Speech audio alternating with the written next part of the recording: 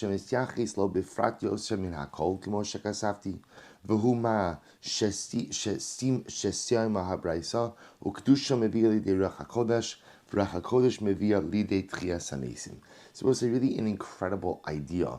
So that Ramchal explains this concept that what does it mean that a person could get the key to Tchias HaMesim. So whether this is a literal concept or not, I mean, it is, because we know that there are people who did have the key of Tchias HaMesim. Eliyahu Hanavi was given the key of Tchias HaMesim, and as such he was able to bring back the dead. Elisha was given the key of Tchias HaMesim and was able to bring back the dead. So it's not a metaphor. It is an actual literal statement. But what it means is as follows. What it means for our purposes is as follows, which is Tchias HaMesim, right? Resurrecting the dead represents something that is so profoundly divine, right? If you think about it, out of all the things that HaKadosh Baruch Hu could do, the ability to resurrect the dead is one of the things that that represents the pinnacle of divine strength. That's why even in the beginning of Shemona Esrei, Mechalkel Chaim, right? Mechalkel Chaim, B'chesed, B'chayim Mesim, B'rachamim Rabim. That says there that God sustains the living and brings back the dead is one of the greatest displays of divine might. So what does it mean that a person could get the key of Tchias HaMesim? So again, what it means for our purposes is that a person could achieve a level of devekus, of connection that is so intense and so strong that quite literally a person is one with the divine, that a person would be given the key of Tchias HaMesim. So again, I want to be clear. It's not telling us that that's the goal to get the key of resurrection. What it's talking to us is about the levels of devekus, the levels of connection that we can achieve, that quite literally, again, a person can be one with HaKadosh Baruch Hu. V'yata korinoim. This is now, you can see now that Ramchal is winding down the Sefer. He says, V'yata korinoim. So therefore, again, just in this last level, so Kiddusha, which we've been speaking about before, brings to Ruach HaKodesh. Now, if you notice again, Ruach HaKodesh, Ramchal really didn't devote any time to. Right? He just really didn't focus on that. But the Yisur of Ruach HaKodesh is that Kiddusha brings to a heightened level of understanding, which means we know this. When you're in a good place spiritually, you see the world differently. You see yourself differently. You see everything differently.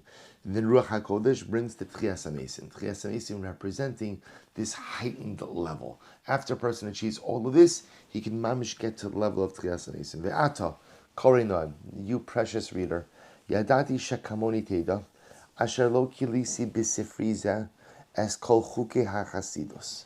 So Ramchal says, you know, dear reader, that we have not covered nearly all of the different aspects of Chasidus. V'lo amarti kol ma sheyesh lomar be'inyan zeh, and I have not spoken about all the things I need to speak about in this topic. Ki ein ladavar sof. So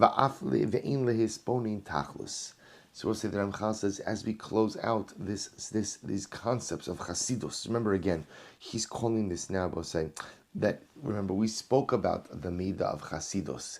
He's not referring to that over here. He's referring to this entire Sefer, right? Everything that we've been trying to do throughout Mesilas Yesharim is to try to become a chassid, to try to become a pious individual. And we've seen many different manifestations, many different chalokim pieces of that. Ramchal says, all that we've spoken about in Chasidus, you know, I've only kind of touched on a couple of major points. And in no way have I said everything which needs to be said on all of these topics. For there is no end to the matter. Aval amarti ktsas mikol prat shebeprate habraisa asher alaha yisarati chiburizeh. So it's almost as if, as Ramchal closes out the Sefer, he gives a little bit of like a disclaimer. I just want you to understand that don't think that by mastering or learning this entire Sefer, that you've learned everything there needs to be learned on all of these different aspects of piety. My job, says Ramchal in the Sefer, was to give you some bits and pieces of information, to go through each of the midos, to go through each of the attributes that, again, Reb Pinchas ben Yair goes through in the Bryce like we saw before, that are the ladder to spiritual growth, and to give you some basic insights on each of these things. V'hu ma sheyachal liyos, page reish samech vav, haschala v'reishes laharchiv ha'iyun be'inyanei ha'hem. So this is quite beautiful. The Ramchal says, my job is to kind of whet your appetite, show you some of the basic ideas, so that you now have the koach to go forward and continue to learn. Kevan shenigla darkam v'niftach archam le'einenu laleches kan b'derech mishur. Again, my job was not to give you every last piece of information, because no sefer could contain and highlight every little bit of information pertaining to these particular midos. Instead, my job, says the Ramchal, is to give you some basic ideas so that now you are empowered to go further and learn more. The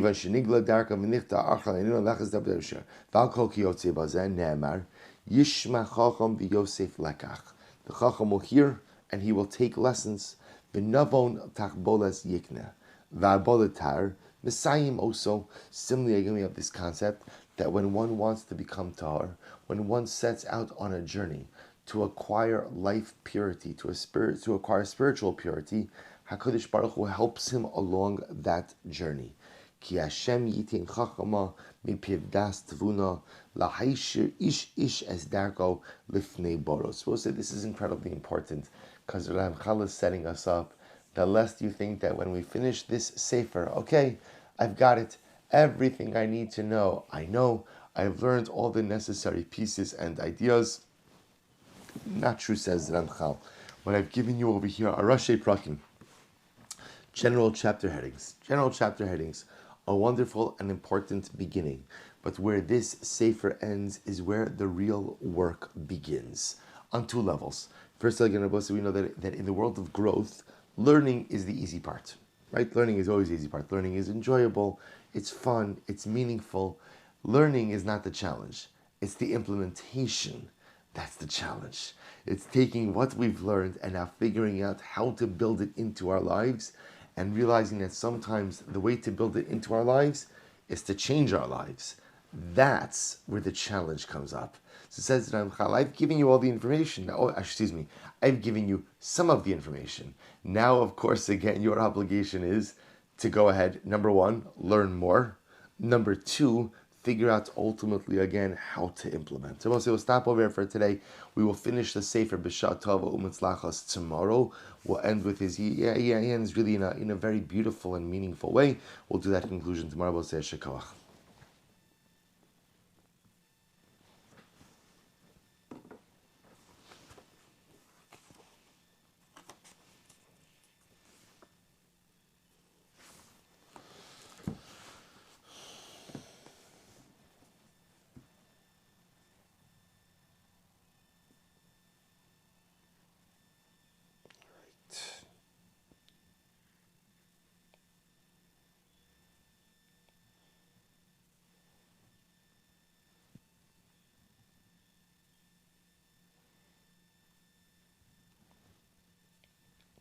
All right, Jeb, we'll say good morning. Let us begin. We have a beautiful, beautiful daf ahead of us today. Today's daf is Samech Aleph 61, and we are picking up in Mirtz Hashem on Samech Amud Beis 60b. We're picking up right at the end of the first wide line towards the bottom. We thank our sponsors for this morning's share, our Talmud Torah sponsors for the month of Iyar, Menachem and Susie Schoenfeld, for dedicating all of the shiurim and drashos this month in the zechus of an aliyah from the neshamas of their grandparents, whose beautiful lessons and teachings continue to inspire and live with in their children, grandchildren, and great-grandchildren. Moshe ben Shimon Lev Halevi, Sarah Bas Dovber, Menachem Mendel ben Dovber, Sarayita Bas Yaakov Sender, Noach ben Avram, Fega Bas Meir, David Shimon ben Yisrael, and Sarah Bas Yaakov.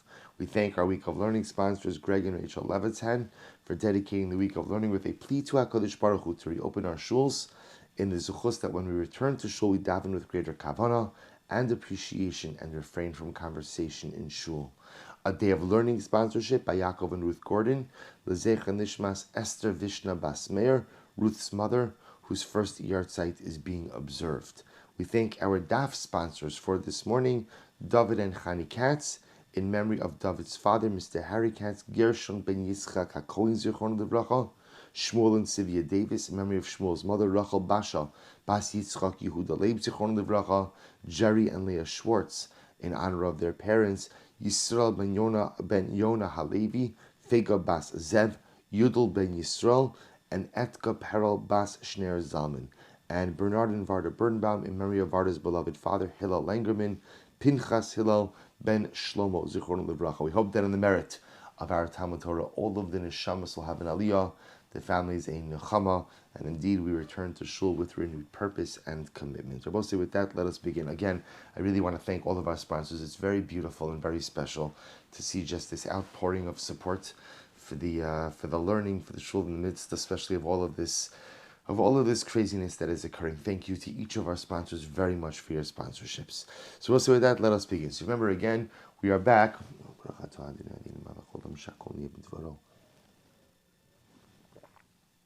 So just remind ourselves again, we are in the middle of the sugya of sandal hamasumer, right? The nailed sandal.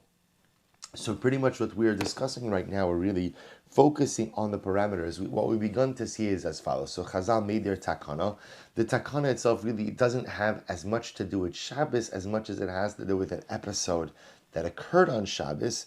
And then we spent a pretty significant amount of time, focusing on what constitutes a sandal hamasumer, what's not a sandal hamasumer. So let's continue. Nashru rov mismero. So second wide line towards the bottom of Samech Hamad Beis. Let's say again the sandal did have nails, but the majority of the nails fell out.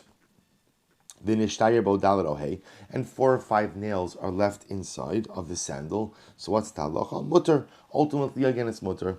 Rebbe says even if there's up to 7 nails left in, it's fine. So again, that's a case where there are obviously more nails.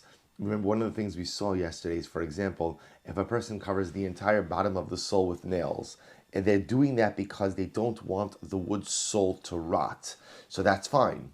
So what it's saying is, if then subsequently a number of the nails fall out, even if there's some amount that are left, that's not called sandal hamasumer.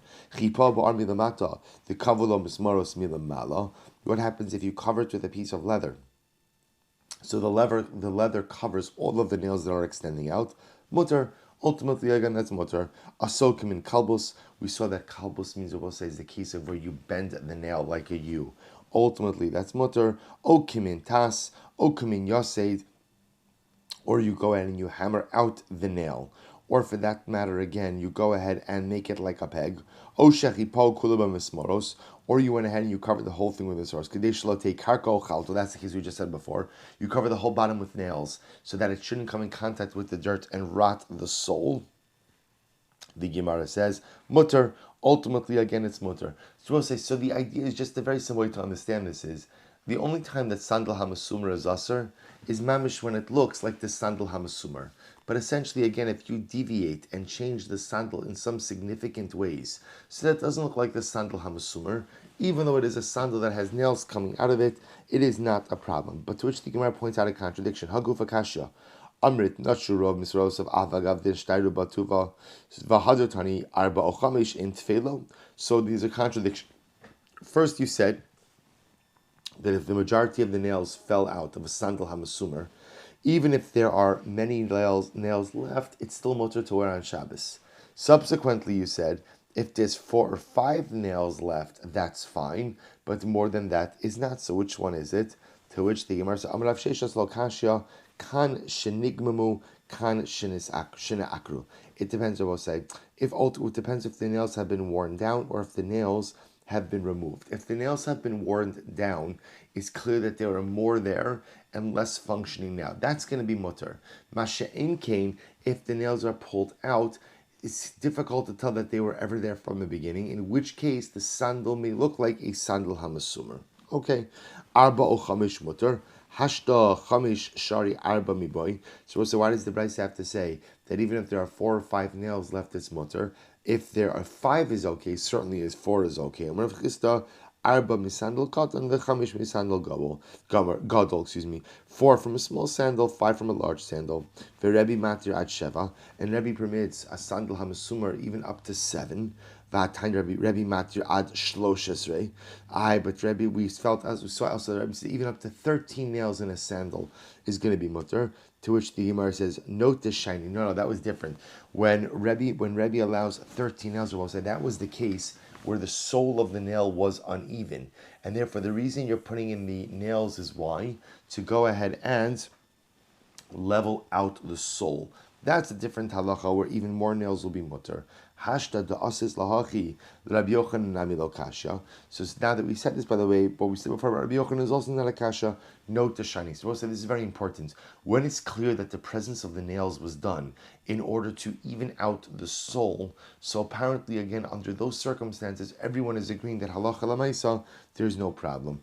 Amarav Masna Amarav Rachtabai Bar Masna Amarav Masna in halacha Krabelazar Bereshimon. So we'll say now Rav Masna comes along and says the halacha does not follow Krabelazar Bereshimon. I will say that goes back to yesterday.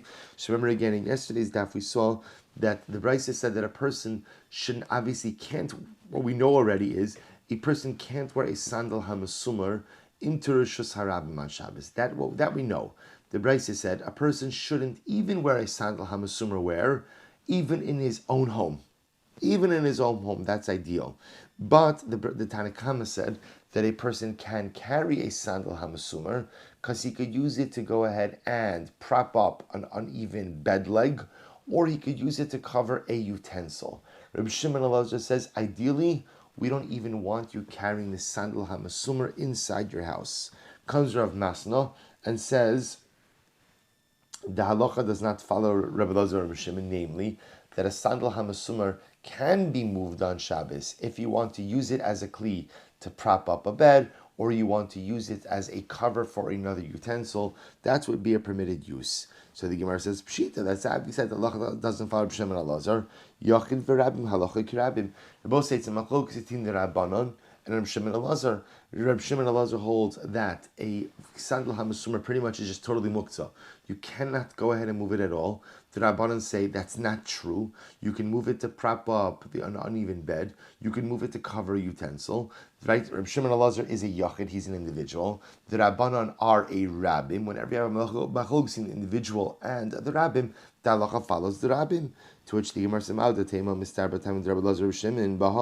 you might have thought that Rabbi Shimon Elazar's logic is good and sound logic. After all, again, what's his logic? His logic is once we allow you to carry it, you may come to wear it. It's pretty sound logic. I would have thought, therefore, the halacha follows him. Kamashwan Rabbi said that the halacha is not like Rabbi Shimon Elazar, and that you can move and use a sandal hamasumar for non-wearing purposes on Shabbos. So you can use it to prop up the bed. You can use it to cover a kli. Amar Reb Chia, ilav de karulei be'avloi shari. So let's listen to this.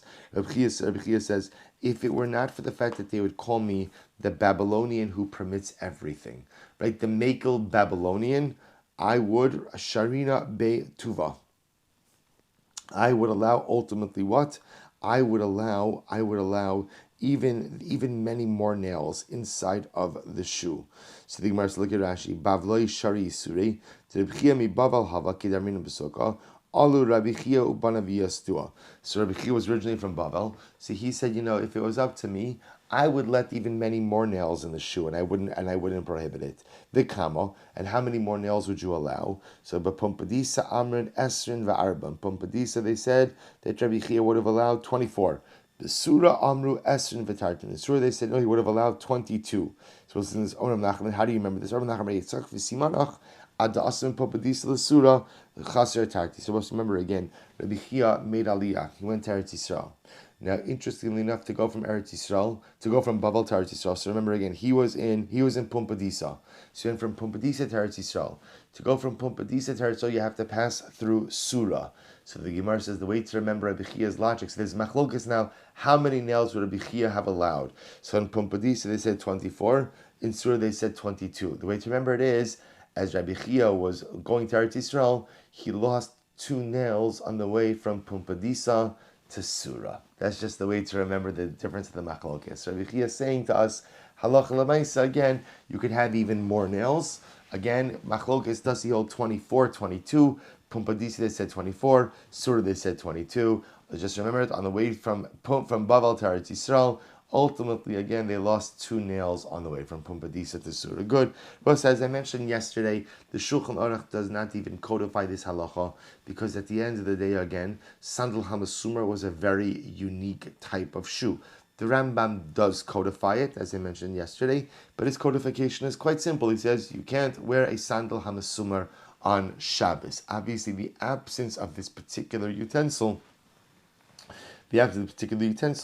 kind of obviates the halacha for us. But I will tell you, there is something dramatically amazing about this halacha, which you don't see very often, which is, remember, sandal hamasumar is dramatically different than any of the halachos that we've seen up until now.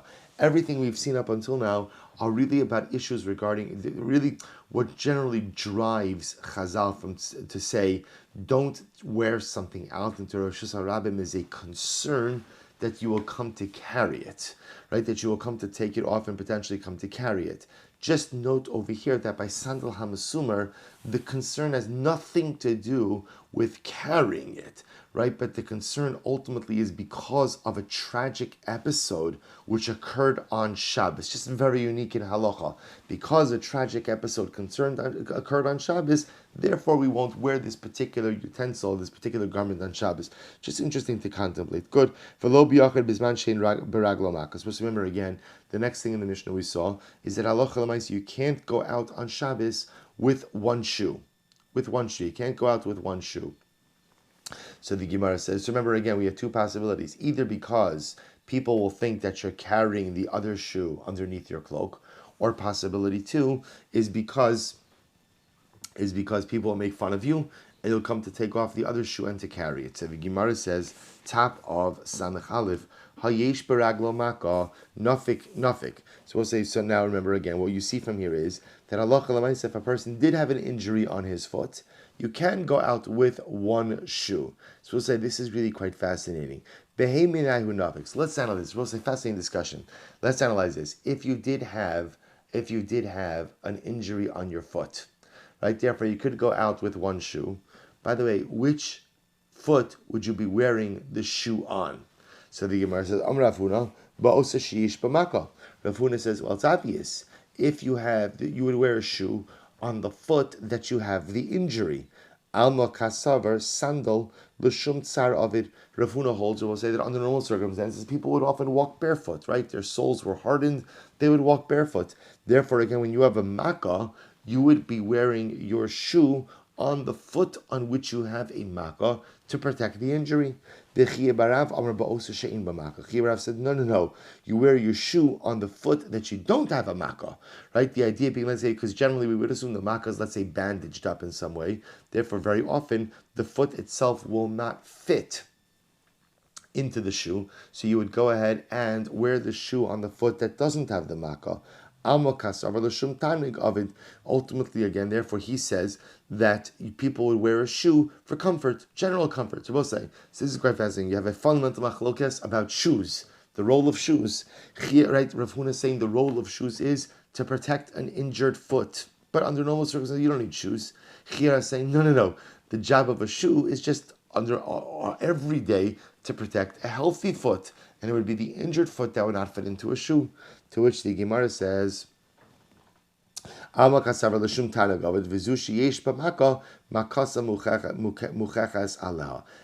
again, the foot that has the injury, it'll be bandaged in some way most probably, and therefore it's clear why you're not wearing a shoe on that particular foot. So the Gemara says, Va'af Rabbi Yochanan savar lahad Rafuna. And even Rabbi Yochanan ultimately agreed with Rafuna. The only Rabbi Yochanan Shman bar Abba. Let's listen to this halacha. Rabbi Yochanan once said to Rav Shman bar Abba, he said, do me a favor, havli masanoi, can you pass me my shoe? Yohiv le diyamin. Rav Shman bar Abba passed Rabbi Yochanan his right shoe. He gave Rabbi Yochanan's right shoe. Amrle, asisu maka. You've made me like a bal maka. The Rebbe said, now, what does this mean? Look at Rashi. Asisu maka. It's Rashi right across. Right? Asisu maka. Rabbi Yochanan Svirale, we're going to see this. Noel sandalin, notel shall smol tchila, va'achakach shal yamin. Rabbi Yochanan held that when putting on your shoes, you put on your left shoe first, before your right shoe, va'achakach shal yamin, then your right shoe. V'kasakadaitcha dehachi kamarle, im kein she'en al zeh, shuv lo enol shel small acharav, vehineni yotze biyachid, vasisa es zu shel yamin, kilo haisa b'maka. Alma kasaver ba'osa shisha makanos. What's Rabbi Yochanan said like this? So follow the story. Rabbi Yochanan says to Rav Shimon bar Abba, can you do me a favor, pass me my shoe? Rav Shimon bar Abba passes him the right shoe. Rabbi Yochanan said, you've made me now like a Baal Makkah. Right? Why? Because I'm going to put on the right shoe. But Rabbi Yochanan hold that once you put on the right shoe, you can't put on the left shoe. I'm going to go ahead and go out with one shoe. And people are going to assume that because I'm wearing one shoe, I must have a Makkah on my right foot. So mostly there's two things that's happening over here. First of all, the Gemara is just pointing out that Rabbi Yochanan subscribes to Rav Huna's view of shoes, that shoes were worn on a foot with an injury. A shoe was worn on a foot with an injury. Otherwise, you could generally go barefoot. So Rabbi Yochanan is saying people are going to think that I have a makkah because I'm only wearing a shoe on my right foot. So the Gemara says, Vidilma kechia barav svirale. But I don't understand, how do you know? Maybe he holds like Chia Barav, and maybe he's just saying ultimately, again, people are going to see me with one shoe, and they'll assume that the shoe that doesn't have the foot that doesn't have the shoe, that's the one with the makkah. To which the Gemara says, Vachi Kamar, Vachi Kamar, Sisa shall small makkah. You've made my left foot as if it has a makkah. So we'll say, so fine. So therefore, again, it's not clear what Rabbi Yochanan holds, but what the Gemara did just point out to Rabbi is a fascinating discussion regarding the correct order for putting on your shoes. So Rabbi will say, first of all, so we're kind of moving past our fundamental shoe machlokes, right? So just understand, we now have a fundamental shoe machlokes.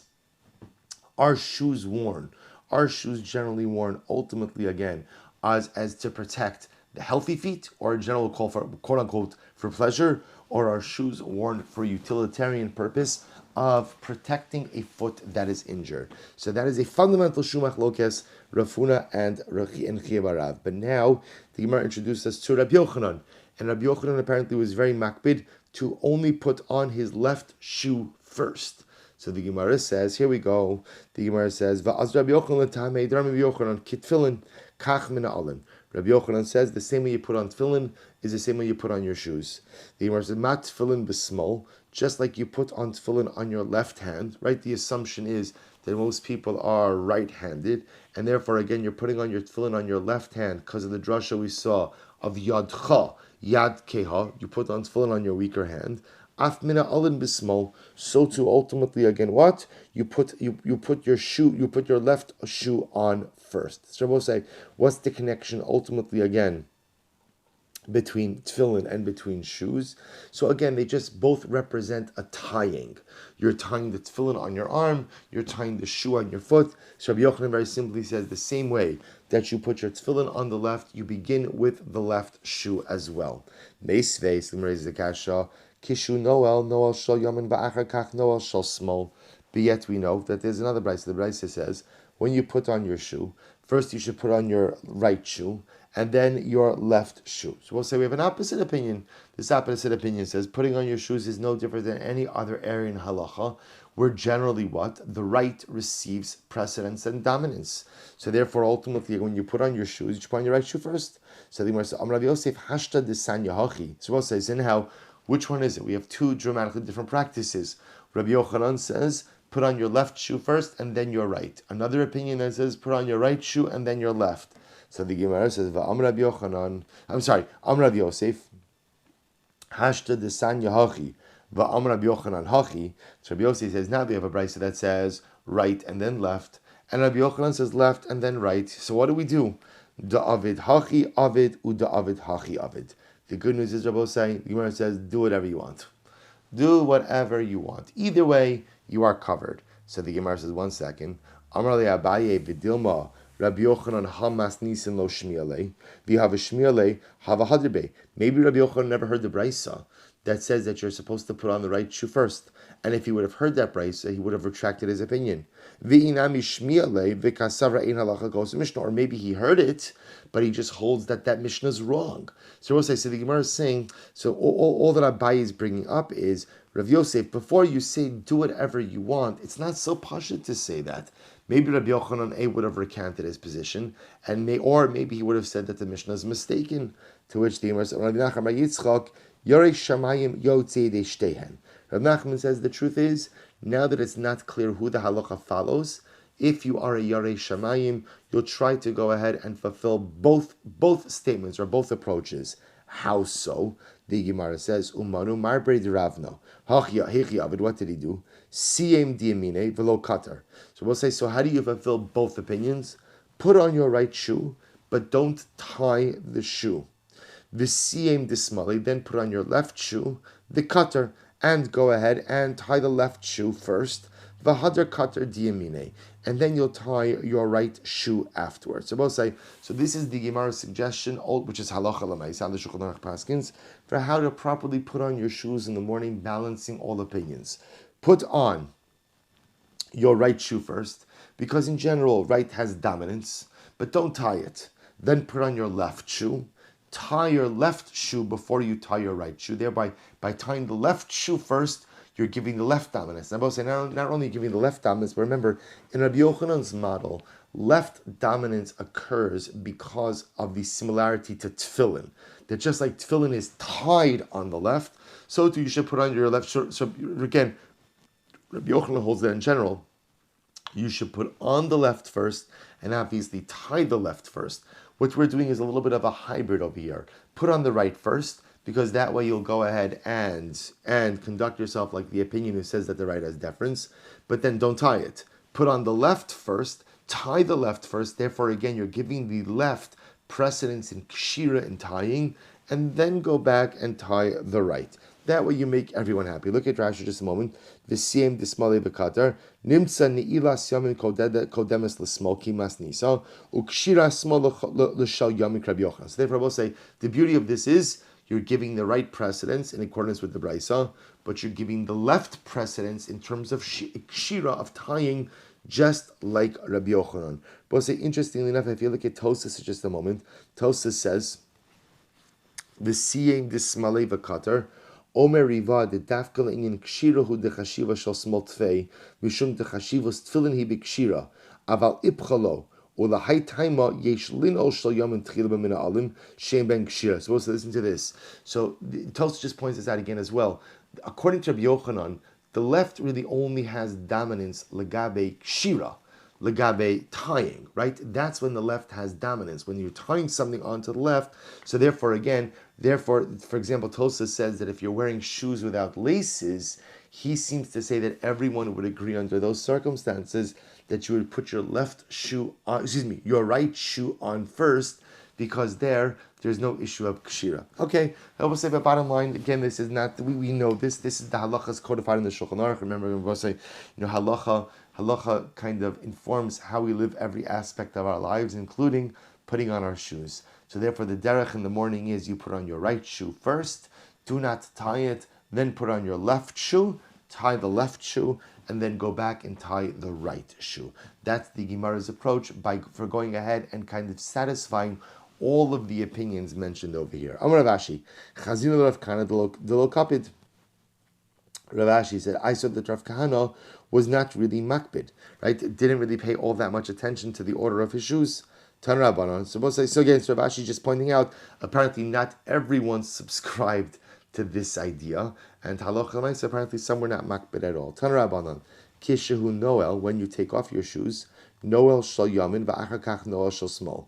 Take off your right shoe first, and afterwards take off your left shoe. So we'll say, remember again, taking off, once you're taking something off, so the kavod is given to that which is taken off first, meaning it's quote unquote less bakavadik for something to be left alone. We see this, by the way, it's interesting. This is modeled by tefillin, right? Remember again, the shalrosh comes off first, despite the fact that it goes on last. What's the logic? It's this is called LIFO, right? In accounting, last in, first out, right? So the idea, I will say, is that the shalrosh is last on, first taken off. So the idea being, because that's the kavod you give to the shalrosh, right? That's the kavod you give to the shalrosh. The shalrosh shouldn't be sitting there by itself, so put the shal yad on first, then put on the shalrosh. But when removing your tefillin, the kavod of the shalrosh, take it off first. So too, when removing your shoes, you give kavod to the right first. take off the right, and then the left. Ukishu cholitz, I'm sorry. Kishu noel noel shel yamin v'achar noel shel small. Ukishu cholitz shel small v'achar kach cholitz shel yamin. Excuse me, I'm sorry, I was saying, I reversed that. So the Brisa says as follows. Tan Rabbana, Kishu noel shel yamin v'achar kach noel shel small. When you put on your shoes, put on the right first and afterwards the left, as we just said before. Kishu cholitz, when you take off your shoes, cholitz shel small, take off the left one first. V'achar kach cholitz shel yamin. Sorry, just the reverse. Ukishu rochetz, and when you go ahead and you wash, rochetz shel yamin v'achar kach rochetz so small. When you wash your body, so right, first go ahead, or when you wash your hands, first wash the right hand and afterwards the left. Ukishu sach, and when you put oil on your body, when you anoint yourself, sach shel yamin v'achar kach shel small. So we'll say the idea being, and it's really very dramatic. We'll say, you think to yourself, really, like the halacha needs to involve itself with the order that I wash my body. It will say, you say in Chodesh Baruch Hu, or Mas Chodesh Baruch Hu, if I wash my left side and my right side first. So remember again, what a Chodesh Baruch Hu cares about, doesn't care about, is not really our purview. What matters is Chazal teaching us something very important. There has to be a seder in life. You have to have a seder. There has to be an order. If there's not a structure and there's not a rhythm to how you live, then that's when you fail to accomplish so many different things. You see this all the time. There are some people who are always running, right? They're running late. They're always this. They're forgetting. They're playing catch up. Let's say, if there's no seder to life, then you lose out on so many opportunities for profound growth. But if you have a seder, if you have a structure in your life, you have an order in your life, there's a way that things get done. There's a method. There are systems. Those are people who are productive. So much of these ideas of how you put on your shoes and how you wash your body are to train us to ultimately have a framework, a system, a method, a seder in life. And if a person wants to go ahead and wash or anoint their whole body, we'll say quite beautiful. So if you're washing or you're anointing your whole body, you begin with your head. You begin with your head. Why do you begin with your head? Because the head is the king of the rest of the body. I will say an incredible yesod. First of all, what a musar, right? How many times in life that we make decisions, bad decisions, because we're propelled forward by other parts of our body. So the Gemara says, in life, make decisions with your head. Make decisions with your rosh. Make decisions with your mind. You know, the neshama, we often assume that the neshama is like by the heart. The neshama actually, again, Chazal tell us, is in the head, right? Is by the mind. So the idea being that everything you need, your intellect, your neshama, everything is in the head. The head has to be the rosh l'chol eivarim. It has to be the master of the rest of the body. Make your decisions ultimately, again, with your intellect and with your neshama, and not because of other pushes and pulls of the body. Incredible. V'lo b'tefillin. So remember again, the Gemara in the Mishnah said, you can't go out with your tefillin on Shabbos. So the Gemara is Amar Safra, Lo Tema Ali B'Demandam Shabbos Lav Zman Tefillin Hu. So we'll say we're going to see this machlokes a little bit later on. This machlokes actually, he points out in the Mizrah, says in Eruvin, but we'll see it's referenced here in Shabbos as well. So we'll say we're going to see that there's a fundamental machlokes about the mitzvah of tefillin on Shabbos. Is there a mitzvah of tefillin on Shabbos or not? So again, we'll discuss this. So we'll say, so obviously, according to, it's obvious that you can't go out with tefillin on Shabbos, according to the opinion who says that there is no mitzvah of tefillin on Shabbos, right? That's obvious. Because then, if there's no mitzvah of tefillin on Shabbos, then tefillin are muktzah. Ella, leman da'amar Shabbos zman tefillin hu, lo yetze dima asila sibishos harabim. But even according to the opinion who says that there is a mitzvah of tefillin on Shabbos, you still can't wear it out out of a concern that you may come to carry it. Ve'ika demasni la'seifa. Others say a little bit differently. Dim yatzeinu chayiv chatos. If you were to wear tefillin out, ultimately, again, you would not be chayiv chatos. Amar of Safra, lo temali b'dman damar Shabbos zman tefillin hu. So we'll say, don't say that this is according to the opinion who says that Shabbos is a time for tefillin. Obviously, according to that opinion, if you wore your tefillin out on Shabbos, you'd not be chayiv chatos. Ela afilu leman damar Shabbos lav zman tefillin hu. But even according to the opinion who says that Shabbos is not the zman for tefillin, enu chayiv chatos. My time, why is that? Derech malbush shavida. I will say this is really quite fascinating.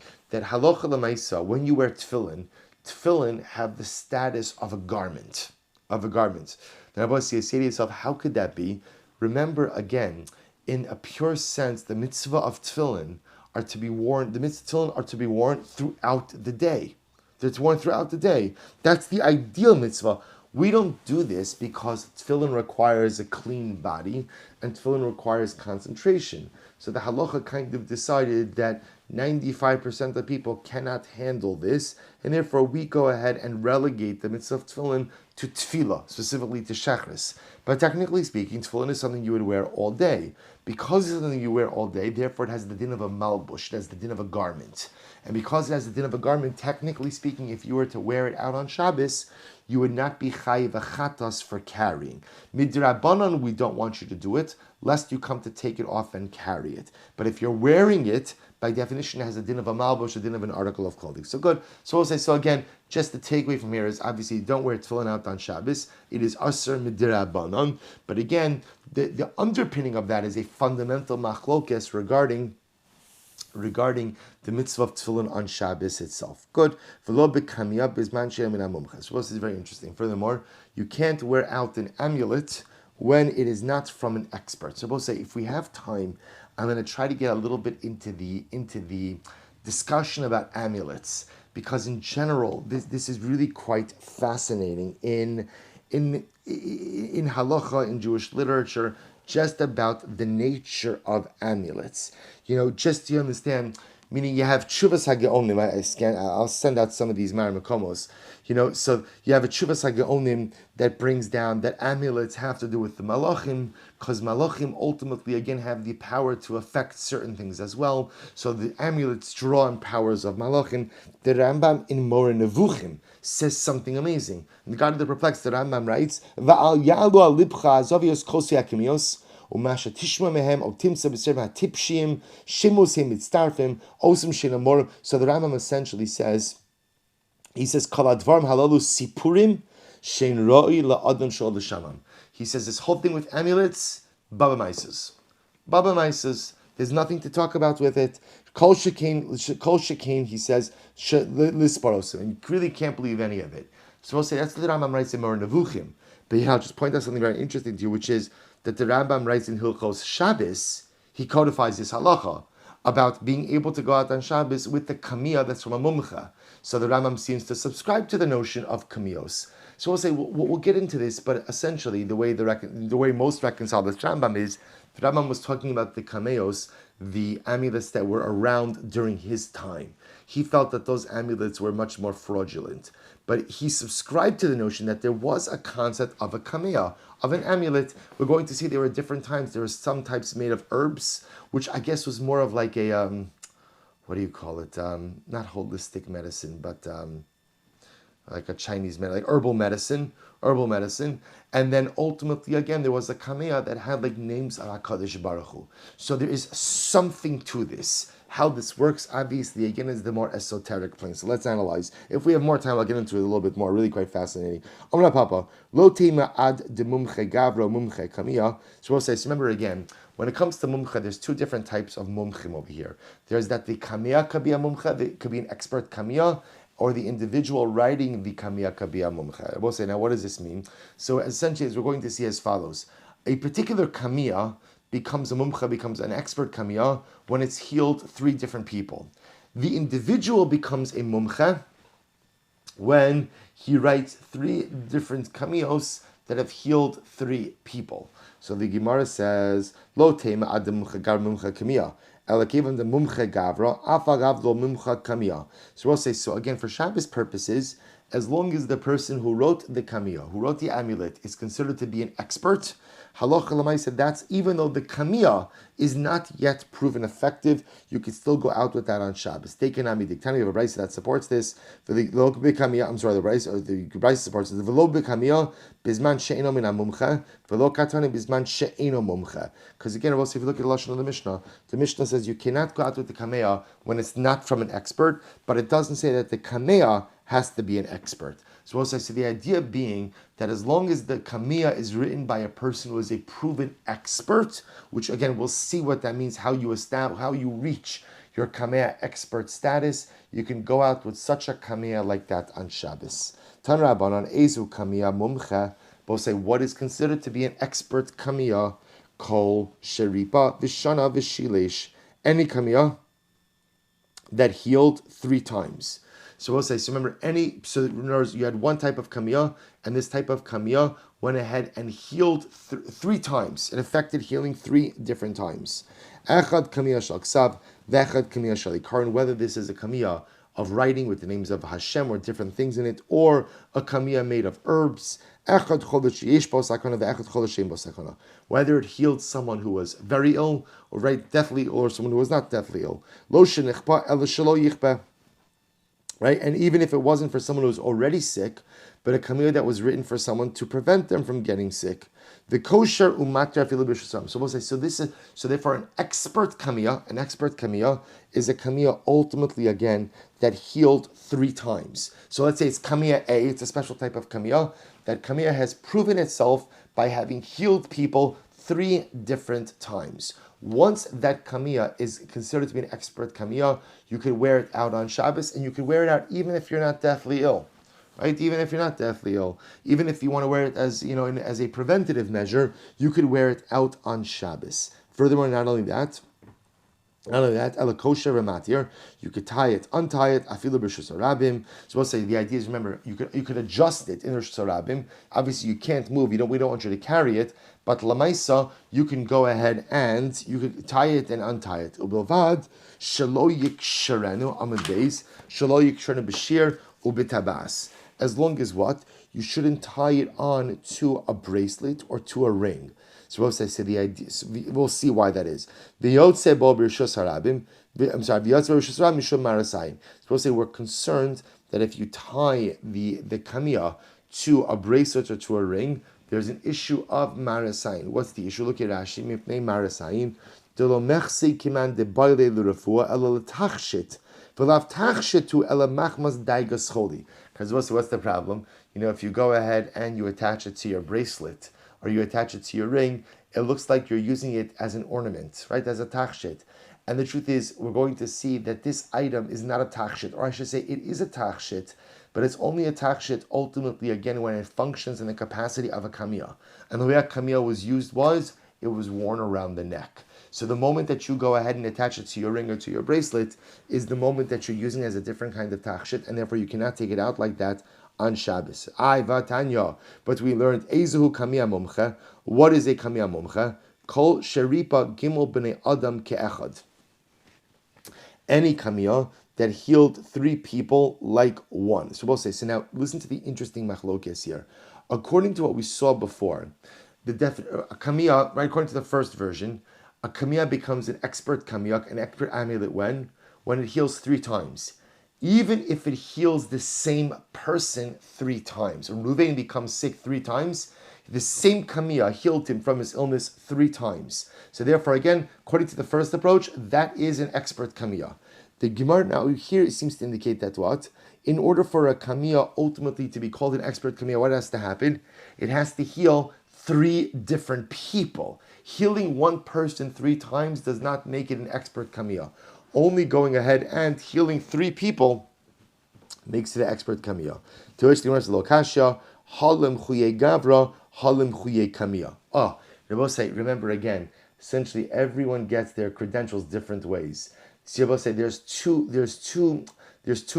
what's that? I'll use the word, credentializing processes. I know that's probably not a word, but you understand what I mean, right? Credentializing, there's a way to credentialize the kamiyah and to credentialize the individual, right? So the kamiyah itself is credentialized when this type of kamiyah worked 3 times. Look at Rashi. Halim chuye gavra, hadik tani gil b'nei adam mishum distam gil b'nei adam shlosha b'nei chaylaim, var begil b'nei kamiyin, shein domun zelazeh, ulam chuye gavra shnesta mumcha b'chol kamiyim shiasan li ulam. So I will say, if you want to credentialize the individual, I want to earn my certificate as an expert kamiyah, a master kamiyah maker. So what do I have to do, Rabbi say? That I have to make kamiyahs for 3 different people. I have to have proven that my kamiyahs work for 3 different people. If they work for 3 different people, then I become credentialized as an expert kamiyah maker.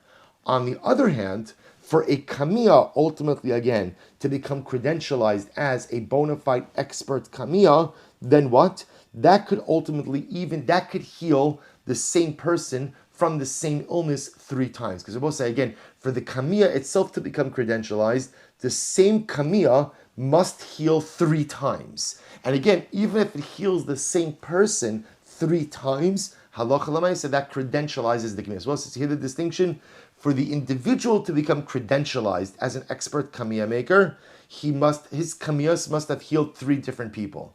In order for the kamiyah to become credentialized, the same kamiyah ultimately again could even heal the same. I should say differently. In order for the kamiyah to become credentialized, ultimately again the kamiyah has to be proven effective 3 times. And even if 3 times happen for the same person, ultimately again that works. To which the Gemara says, Amar Papa Pshitali, Tlas kamiyah letlas gavri, tlasa tlasa zimni. So we'll say it's pasha to me that if you have 3 kamiyahs that healed 3 people, and each kamiyah healed each person 3 times, so imsichi gavra ve'imsichi kamiyah, both the individual as well as the kamiyah have both become credentialized. Okay, tlasa kamiyah letlas gavri chad zimna.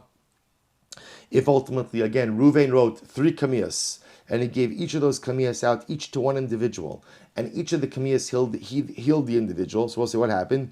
So the Gemara says, Gavra ismichi kamiyah lo ismichi. So we'll say in that case, Reuven wrote 3 kamiyahs for 3 people, and Baruch Hashem, they all worked. What does that do? That credentializes Reuven, right? Reuven is now an expert kamiyah maker, but of course the individual kamiyahs are not credentials. Most remember again, it's very simple. 3 is just chazaka. 3 is just chazaka. So I have to write three successful kamiyahs to become a credentialized, a master kamiyah maker, and the kamiyah itself must work 3 times. The same kamiyah must work 3 times, or the same type of kamiyah must work 3 times to become a credentialized kamiyah. Listen to this. So the Gemara says, "Lo imsi." Right? I'm sorry. Chad zimna gavri kamiyah v'lo imsi chad kamiyah letlasa gavri. We'll say what happens if you write the same kamiyah for 3 people. So then, under those circumstances, kamiyah imsichi gavra lo imsichi. Then we'll say obviously the kamiyah has been proven to be effective, but the individual is not credentialized as a master kamiyah maker. Parira Papa, listen to this case. Tlasa kamiyah lechad gavra mai. Let's listen to this. So what happens? I wrote a kamiyah. I wrote 3 kamiyahs for Reuven. So Reuven had ailment A, B, and C. And I wrote for him kamiyah A for ailment A, kamiyah B for ailment B, kamiyah C for ailment C. And Baruch Hashem, they all worked. So what's the halacha? So kamiyah vadelo ismichi. So as I said, obviously, no one kamiyah has been credentialized, because you can remember, in order for a kamiyah to be credentialized, it has to work 3 times. Same type of kamiyah has to work 3 times. Gavra imsichi o lo imsichi. So we'll say, so the shaila is now, I wrote 3 kamiyahs that all worked for Reuven. Does that credentialize me as a master kamiyah maker? To which the Gemara says, do we say, mi amiran ha'asile? Do we say, look, it worked. I obviously know how to write kameyos, because again, my kameyos worked 3 times on Reuven. O dilma, mazlo dahai gavrahu de mekabel kasva. Or do we say, no, maybe it's nothing to do with the kameyos, but what? Reuven has good mazel. Reuven has good mazel. They will say, what does it mean Reuven has good mazel? Look at Rashi. Rashi says over here, mazle dahai gavra. It's right across from Tosos Tlas Kamea, the second one. Mazle dahai gavra, malacho shal choli zeh de mekabel kamea. So I'll say maybe, again, these are more esoteric concepts, but maybe halacha l'maisa, every illness apparently has a malach who's in charge of it. So maybe the malach of this choli, the malach of this illness, is able to go ahead and accept the kamea. So I'll say, whatever this means, but maybe the fact that Reuven was healed 3 times has less to do with my kamea and more to do with his good mazel. To which the Gemara says, Teku. We'll have to table it for Eliyahu Hanavi. Ibaylahu. But say interesting shayla. Kamei yeshua mishum gedusha o dilma einba mishum gedusha. So here's the interesting shayla. Does an amulet which often had psukim or names of Hashem, does it have kedusha or not? Does it have kedusha or not? So the Gemara says, Lemay hilchasa. What are you asking about? In other words, legabe what? What's the ramification of that question? So the Gemara says, if you want to say that if it's regarding, let's say, a person has a fire that breaks out in his home. And so the shaila is, if a fire breaks out in the home, what are you permitted to say from the home? We'll see this sugya. What are you permitted to say from the home? So Tashma, habrachas v'akamiyim, af api sheyesh pan osios, ume'inyanos harbe shavatora, in motzilanos abnei adleika, v'nisarvim koman. So we'll say that we have explicit brachas. So we'll say brachas over here in this context means Rashi says shetiknu. Go to Shana. You have a machzer. So in this case, you have Rosh Hashanah machzer. You have Yom Kippur machzer. You have some of the tefillas written down, or amulets, or kameos. If they're in your home and a fire breaks out, you do not save them from the fire. You have to let them burn. Now again, we'll discuss why that is, but for our purposes, obviously you don't save kameos from a fire. Elul in Geniza. So what you're saying is maybe after you finish with the kamea, do you have to put it in shemis? You have to put it in shemis. Tashma, hayakasov al yados hakelim bal kari hamita yagud v'ignizenu.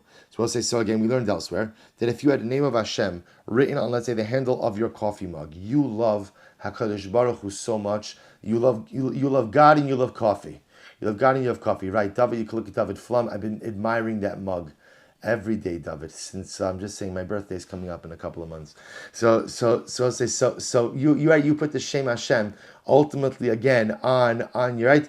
You're right. You love God, you love your coffee, you love your guns, right? If you I love HaKadosh Baruch Hu so much that I put his name on my coffee mug. So what happens? So again, you have to carve out that name and put that in Shemus. So obviously, again, when it comes to Shemus, when it comes to names of God, they could be cut out from the amulet and put into Shemus. So, but what's the Shaila? So the Gemara says, Ela likonis b'hem bebeis hakisei mai. So we'll say this is actually very interesting. The Shaila is, can I enter into the bathroom wearing an amulet? So my yesh bain kedusha va'aser, o dilma ein bain kedusha v'shari. Do we say that the amulet does have kedusha because it may have psukim, it may have the name of God, and therefore you can't enter into the bathroom with it? Or ultimately, again, do we say that amulets in general don't have kedusha and you can enter into the bathroom with it? So we'll stop over here. I'm going to leave you on that cliffhanger.